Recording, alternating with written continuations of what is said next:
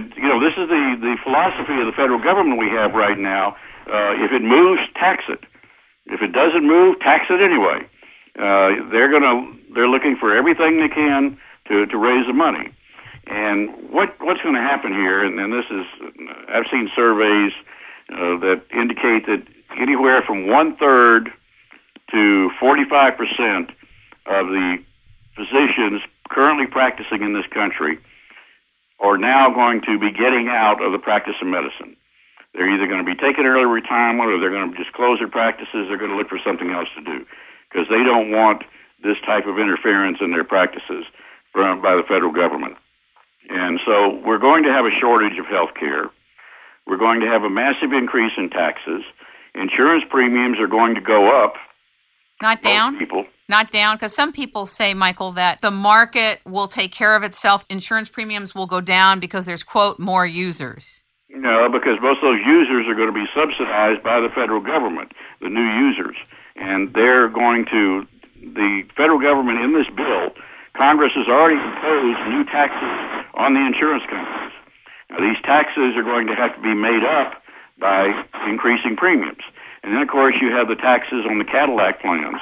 In other words, if you and I have a good insurance plan and we want to keep our plan, but it's something that is more expensive and is a top-of-the-line plan, then the government is going to tax us for that. If you have a good insurance plan and you want to keep it, they're going to make you pay more for it. So your premiums are going to go up because they're taxing the insurance company for selling these good plans. So the premiums are not going to be dropping. The premiums are actually going to be going up for most people.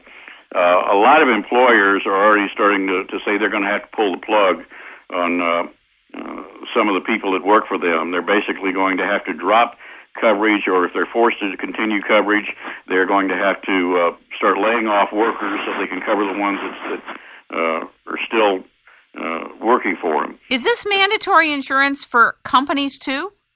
Well, it's mandatory insurance that certain employers have to provide insurance or make insurance available to their employees. How is that possible? Isn't that the individual's responsibility to get it?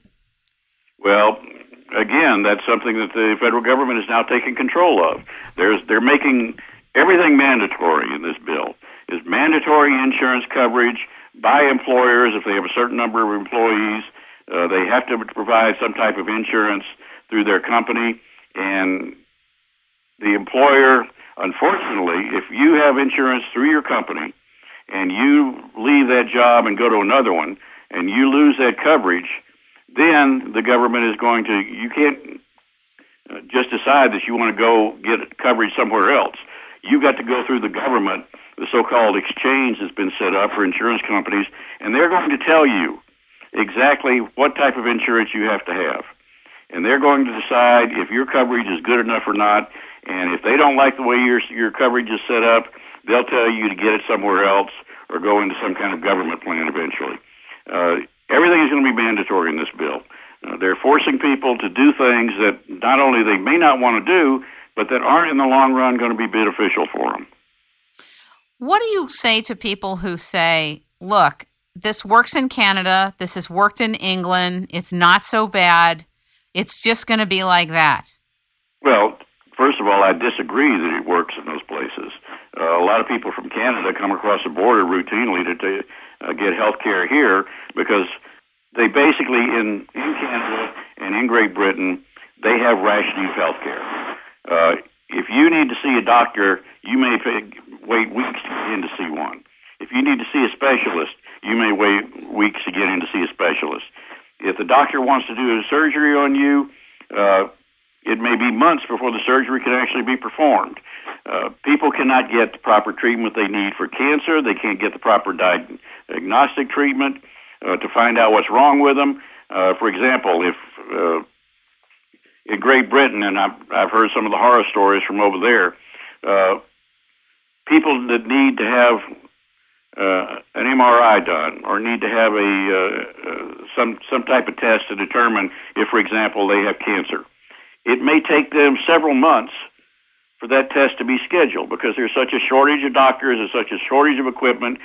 And the whole healthcare system is government-run, so it's mired in bureaucracy.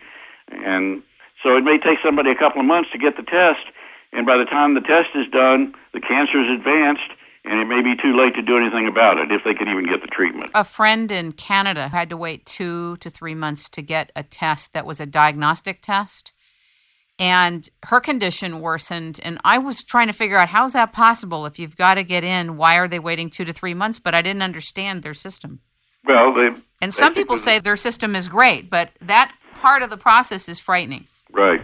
And that's going to come about in this country, too, because there's going to be a shortage of physicians, there's going to be a shortage of nurses, there's going to be a shortage of diagnostic equipment available, and because that's something else that the government's basically going to be taxing. And so you're looking at a situation where we're going to have rationing of health care.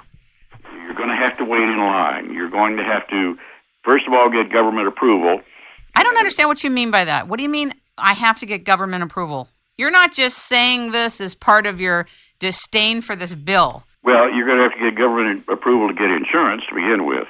But then, when you need to get treatment, if the government has set up the insurance the way that they want to set it up with the tight controls over the type of insurance you have and what can be covered, they are basically going to be telling you that when you go to check in to see your doctor, and your doctor decides that he wants you to have a diagnostic test, that's going to have to be approved by some bureaucrat in Washington, not just by the insurance company. It'll actually have to be approved by some bureaucrat in Washington to decide if that falls under the proper coverage of your insurance, because they're going to be regulating and monitoring all of the insurance coverage in this country. And by the way, the government, in order to be able to do this, to set it up for people who are going to get the supplements to help pay for your insurance, and to make sure that people are not abusing the system and that you have the right insurance coverage,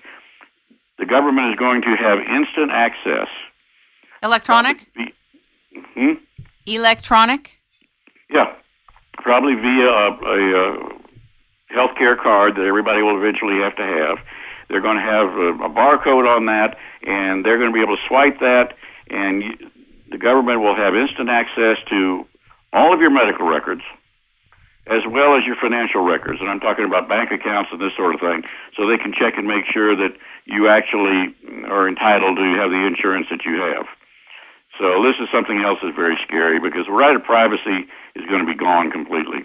The privacy is with regard to our medical health records.